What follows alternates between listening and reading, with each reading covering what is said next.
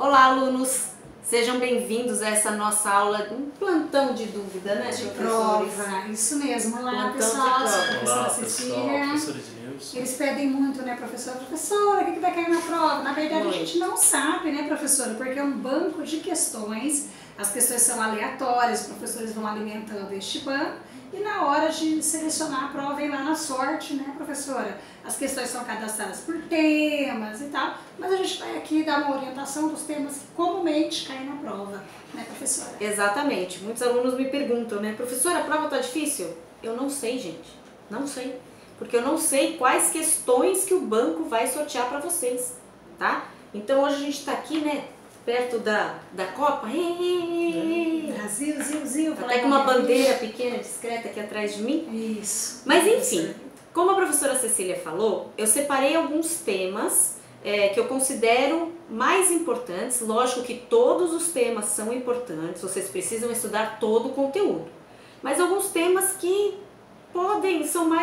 caem mais normalmente nas depois provas, também né? pode ficar triste com a gente, que vai que na prova ele cai no tema que não tá. Não adianta reclamar assim, depois também. Como foi a professora Mônica? Tadinho, tá aqui gentilmente gravando. Gente, não vai colocar meu nome na boca do sapo.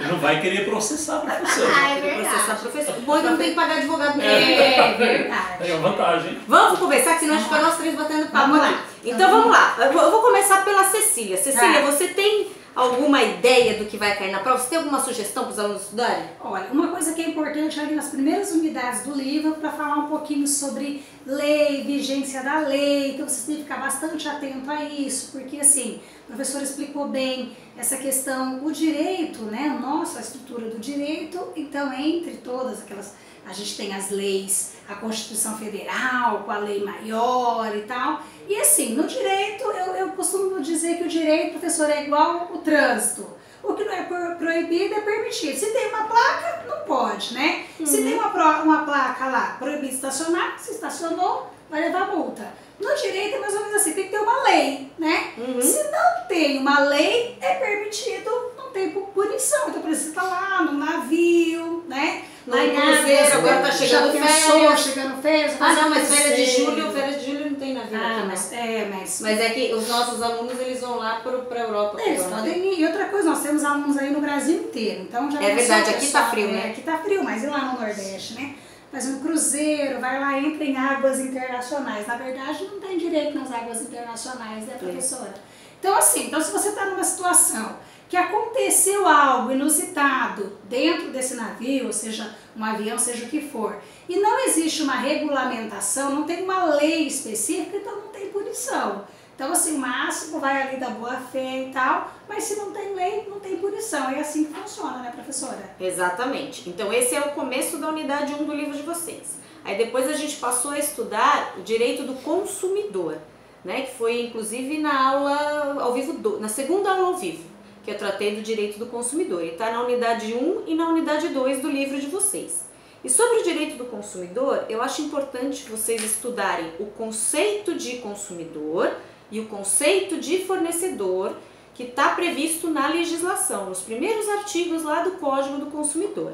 Então, o consumidor é aquele que adquire um produto ou um contrato ou serviço como destinatário final.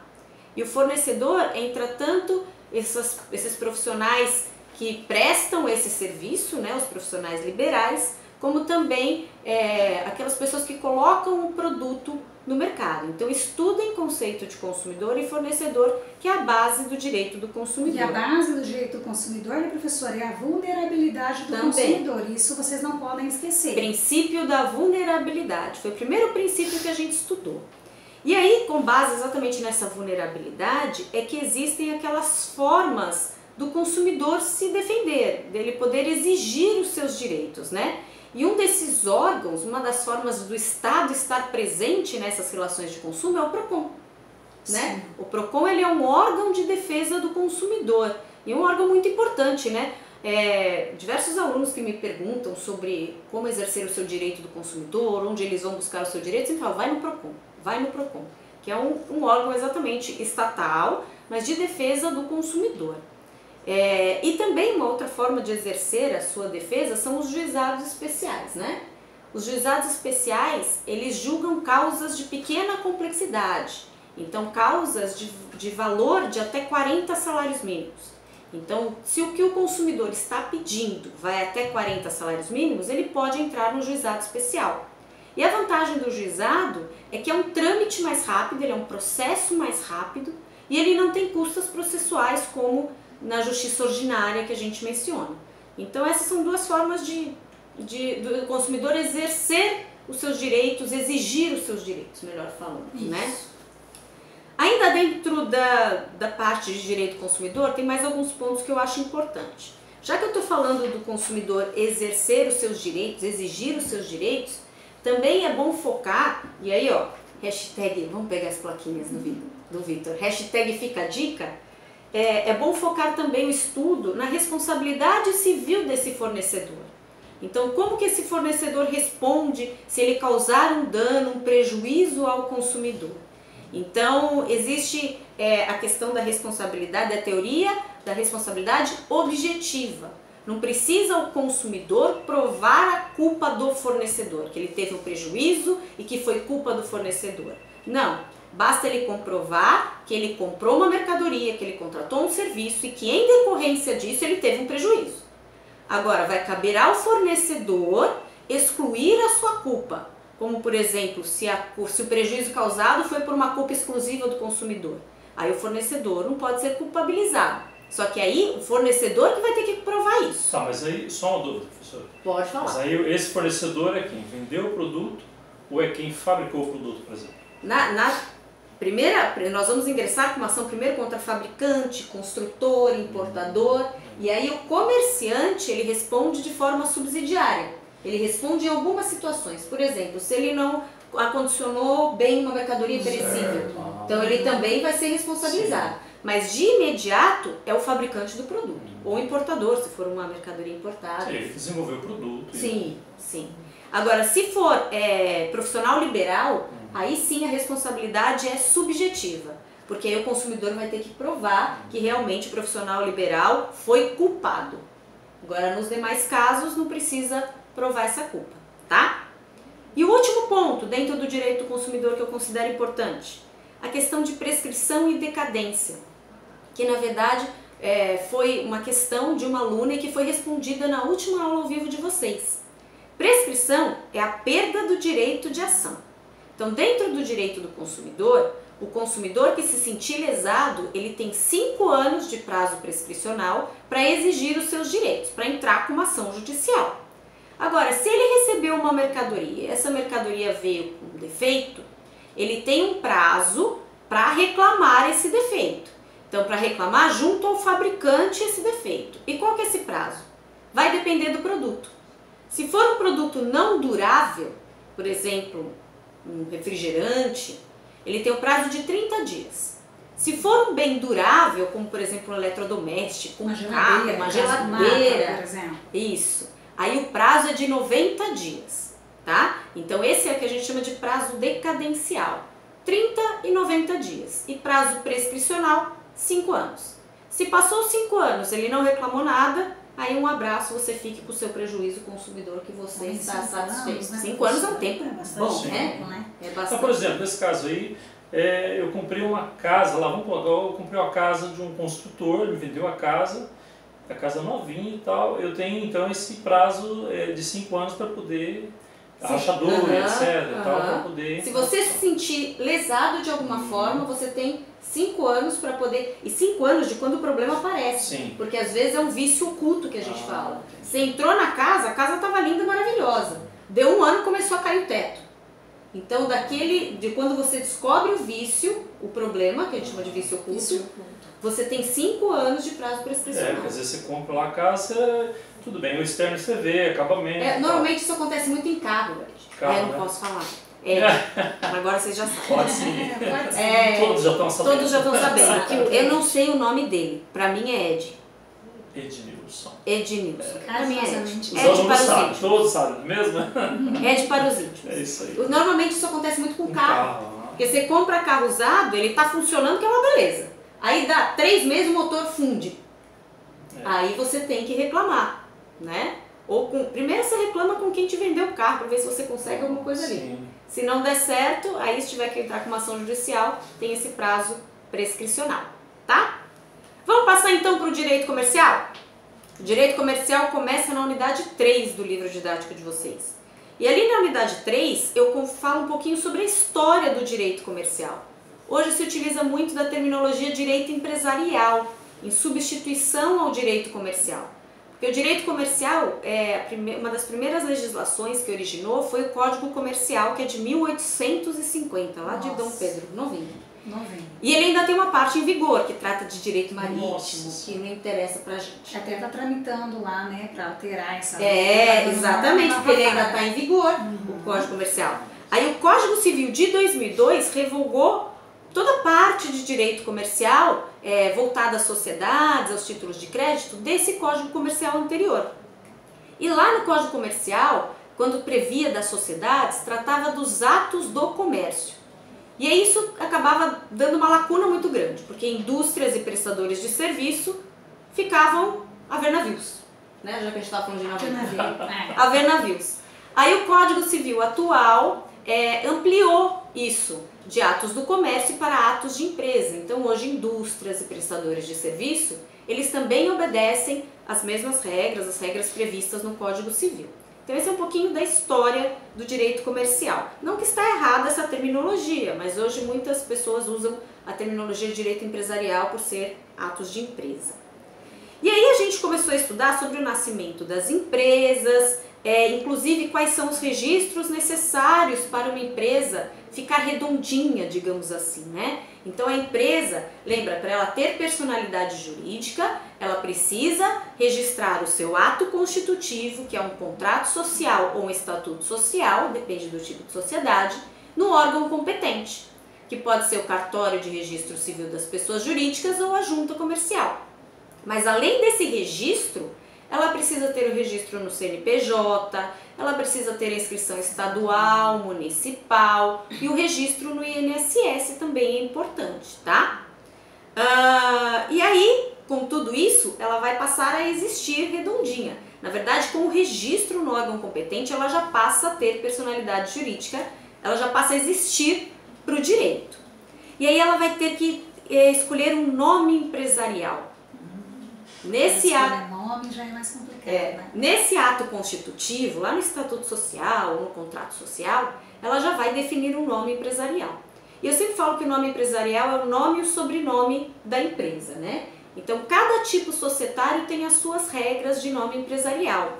Isso está na unidade 3 do livro de vocês. É importante vocês olharem isso também. Vamos ver aqui, ó. Importante. Deem uma olhada nisso aí também, assim, em linhas gerais. O nome empresarial, ele pode ser sob firma ou razão social, que são sinônimos, que é quando eu me utilizo dos dados dos sócios. Seja nome, sobrenome, abreviação. Então, no nosso caso aqui, Ed, Cecília e Mônica. Comércio de? Ai, do que? Lingerie. Nossa! Comércio de lingerie limitada. Tem mercado, hein? Tem mercado. Tem. Todo mundo usa lingerie, seja homem, seja mulher, todo mundo usa lingerie. Não começa, tá vendo? Ficou constrangido. Ficou constrangido. Eu e a Cecília, a gente não ficou. A gente vai sem vergonha, né, professora? Vamos voltar pra aula. Vamos voltar pra aula. Então, Ed, Cecília e Mônica, comércio de lingerie limitada.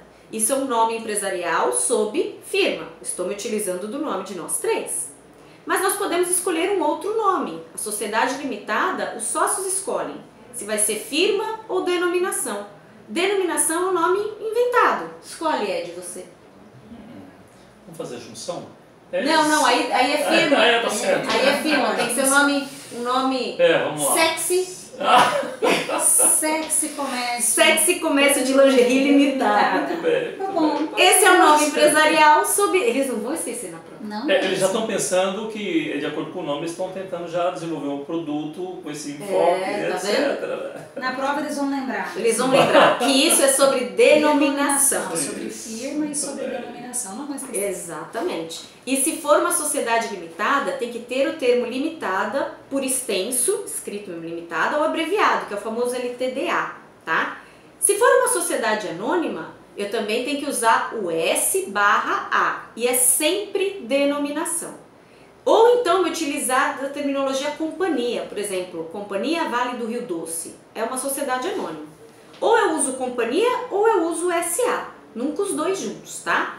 Então, por exemplo, Lojas Americanas SA é um nome empresarial sob denominação de sociedade anônima. E as cooperativas, que são os 3 principais tipos societários, que inclusive foram os que eu mais foquei na aula, a cooperativa ela precisa usar a terminologia cooperativa no seu nome empresarial. Então aqui em Maringá nós temos a Cocamar, né? Trabalhei lá, professora. Trabalhou lá? Então qual que é o nome empresarial lá, você se lembra? Cocamar Cooperativa Agroindustrial. Era limitada no passado, depois teve uma alteração no Estatuto Social, que cooperativas não têm contrato social e estatuto. Exatamente. E alterou-se para Cocamar Cooperativa Agroindustrial, só. Porque os cooperados, porque assim, se você tira o limitada do nome empresarial das cooperativas, significa que os cooperados passam a responder de forma ilimitada. Então eles passam a responder com os seus bens pessoais se o patrimônio da cooperativa não for suficiente para pagar as suas dívidas, tá? E já que eu estou falando nisso, como funciona a sociedade limitada com relação à responsabilização dos sócios? Porque a sociedade limitada é o principal tipo societário criado hoje. Exatamente porque os sócios respondem de forma limitada. Como assim? Após a total integralização do capital social, então o capital social que está lá, previsto no contrato social, porque sociedade limitada é sempre um contrato social, eu tenho lá previsto o valor de capital social. A partir do momento que todos os sócios pagam esse valor para a sociedade, o capital social que era subscrito, que era previsto lá no contrato social, passa a ficar integralizado. Dali para frente, os sócios não respondem mais com seus bens pessoais. Respondem de forma limitada, só o patrimônio da sociedade. Essa é a regra geral. Existem exceções? Existem, mas essa é a regra geral. Agora, se houver um capital social subscrito, previsto lá no contrato social, que não foi integralizado, porque o próprio contrato social, tem um bichinho aqui que quer participar, que o próprio contrato social prevê se está totalmente integralizado ou não. Se tiver uma parte subscrita e não integralizada, os sócios respondem solidariamente, todos juntos, por essa parte que não foi integralizada, não por tudo, só por essa parte que foi subscrita e não integralizada, tá? Isso é importante também com relação à sociedade limitada. E aí nós encerramos a parte de direito societário, né? Que faz parte do direito comercial. E o nosso último tópico, que está lá na última unidade do livro de vocês, foi sobre os títulos de crédito. Então, só lembrando, os títulos de crédito, eles são um documento que representa uma relação de crédito, uma relação entre devedor e credor. E sobre os títulos de crédito, existe uma classificação, que inclusive está na aula conceitual de vocês, tá? Uma classificação com relação, por exemplo, se se trata de uma ordem de pagamento ou uma promessa de pagamento, quanto ao modelo, se é um modelo livre ou um modelo vinculado. O modelo livre é aquele que eu posso fazer no meu computador do jeito que eu quiser, como por exemplo as notas promissórias. O modelo vinculado não, eu tenho que obedecer uma série de regras, de modelos, como os cheques, por exemplo. Eu não posso emitir um cheque no meu computador. Já é estelionatário, né? Aí você já está fazendo estelionato. Só quem emite cheque é a Casa da Moeda, a instituição financeira, através de um papel que vem da Casa da Moeda. Então o cheque tem um modelo vinculado. Então existem essas classificações, tá? Títulos causais, títulos não causais também é muito importante. A duplicata é um título causal. Por quê? Porque eu não posso emitir em qualquer situação. Eu só posso emitir uma duplicata se tiver uma compra e venda mercantil ou uma prestação de serviço. Já que a Cecília está falando de estelionato, se eu emito uma duplicata sem esses motivos que a lei exige, eu estou praticando um crime de emissão de duplicata simulada. Então dá pena. Então não façam isso. Já outros títulos, como cheque, são títulos não causais. Posso emitir em qualquer situação. Você quer um cheque meu? Opa! Você quer, Ed? Quero. Vão ficar querendo. Eu posso emitir se eu quiser fazer uma doação para eles. Nossa, tô aceitando doações. Claro. Tô aceitando. Vamos pedir pro Vitor. É verdade, ali o cash é maior, né, professor? Maior. Maior. Então, ou então pede pro Neymar, já que a gente tá em época de Copa. Nossa, verdade. Aí o cash é bem maior. O cash é muito. Será que ele tem? Será? Ele tem, mas ele vai te dar já dos 500. É verdade. Voltando à aula. Então, o cheque ele é um título não causal. Eu posso emitir um cheque para doar, para contratar alguma coisa, para comprar alguma coisa. Não tem na lei estabelecendo as hipóteses. Então, são títulos não causais, tá? Então, estudem também as classificações. Ainda com relação aos títulos de crédito.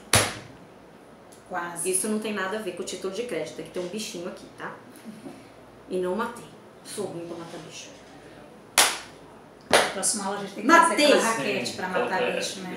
É que não vai dar pra enxergar, mas eu matei, ó. É brava, vocês estão vendo. Vocês estão vendo. Nervosismo.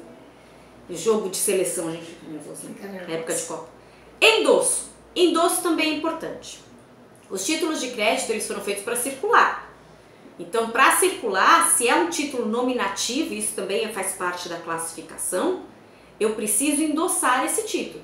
Então, se eu quero pegar o meu cheque do Neymar e passar para a Cecília, e tá no meu nome, porque o Neymar passou para mim, o cheque não foi para ela, eu preciso assinar atrás e passar para a Cecília. Isso é o endosso, tá? O protesto, muitos alunos me perguntam sobre o protesto. O protesto ele é um meio administrativo de cobrança. Então, é uma tentativa a mais do credor receber o valor de um título de crédito. Mesmo sem protestar o título, eu posso mover uma ação judicial. Mas, às vezes, num cartório de protesto eu já resolvo. Eu tenho um título de crédito que não foi pago na data certa, eu vou até um cartório de protesto e protesto aquele título. O cartório vai mandar uma cartinha para o devedor para ele pagar. Se ele não pagar, eu vou lá, eu que estou esperando receber, vou lá, pego o título e movo uma ação judicial. Então é uma tentativa mais de cobrar, mas não impede uma ação judicial sem protesto, tá? Simples assim. Simples assim. Aí nós estudamos 4 títulos de crédito. A letra de câmbio, só lembrando, é uma ordem de pagamento que envolve 3 pessoas, sacador, sacado e o credor.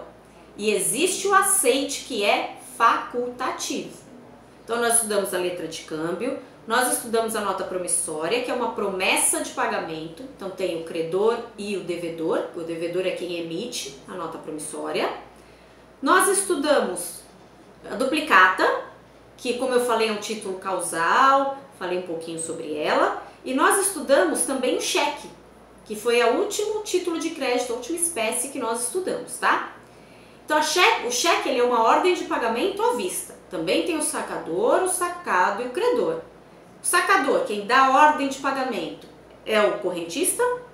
O sacado é a instituição financeira, que é quem recebe a ordem de pagamento. E por fim o credor. E aí nós temos a figura do cheque pré-datado. E isso também fica a dica. Gostei dessas plaquinhas. O cheque pré-datado, muitos alunos questionam, né? A gente utiliza muito do cheque pré-datado. Por isso que a gente está apostando no cheque pré-datado, nós 3 aqui. O cheque pré-datado, ele existe por um costume brasileiro. Então ele pode sim ser objeto de uma ação de indenização. Se aquela pessoa, o correntista, comprovar que ele teve um prejuízo com aquele depósito antecipado do cheque. Só assim. Então os tribunais, eles já têm admitido, e aí quando eu falo em tribunais a gente já fala de jurisprudência, Isso, coisa que a gente estudou lá na primeira aula, né? A jurisprudência já tem admitido uma indenização, não contra o banco. Para o banco, se tiver dinheiro em conta, ele vai pagar, mas contra aquela pessoa que depositou antecipadamente aquele cheque, tá? Então isso já é possível também de se estabelecer uma indenização. Então o cheque pré-datado também é uma aposta de nós 3. Vamos ver se a gente tá bom nas apostas. É verdade. Mais alguma coisa? Acho que é isso, né? Acho que é isso. O importante, né, professora, além igual esse vídeo, ele é só assim, né, para vocês... É uma revisão. Com base, porque assim, os professores cadastram as questões, a gente revisa, então mais ou menos a gente vê, e pelas dúvidas que vocês mandam pra gente no dia a dia também. Mas é importante que vocês assistam aulas conceituais. Quem não assistiu a aula ao vivo, então vamos aproveitar, né, esses instantes que vocês têm antes da prova. E a professora da aula ao vivo das aulas conceituais é show. É show, lindíssima, né? Não falei nesse sentido, falei que ela é boa mesmo. Mas eu aceito elogio. Explica bem, então assim, a gente sabe que direito não é uma disciplina fácil, né, para nós da área de marketing, porque a gente tem um direcionamento para a área, né, comercial, para a área mercadológica, então essa área, esses jurisdisquês aí, né, professora, Então isso às vezes acaba complicando, por isso que a gente bateu firme em fazer as atividades, né?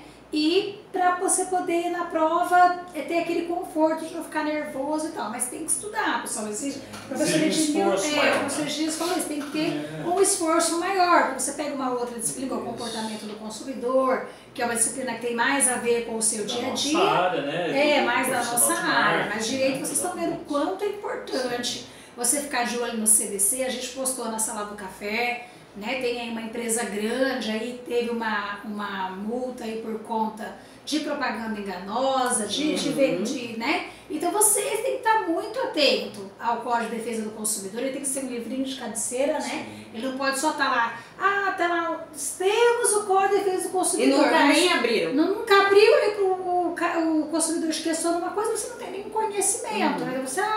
Você não precisa ser advogado, mas tem que ter conhecimento até para você poder lidar no seu dia a dia, na hora de propor uma campanha, aprovar uma campanha, qualquer coisa, isso aqui não está ferindo o Código de Defesa do Consumidor, então tem que estar muito atento a isso, tá, pessoal? O que eu falo sempre para os meus alunos que não são de direito é que vocês têm que saber quando realmente vocês precisam contratar um advogado e quando vocês não precisam.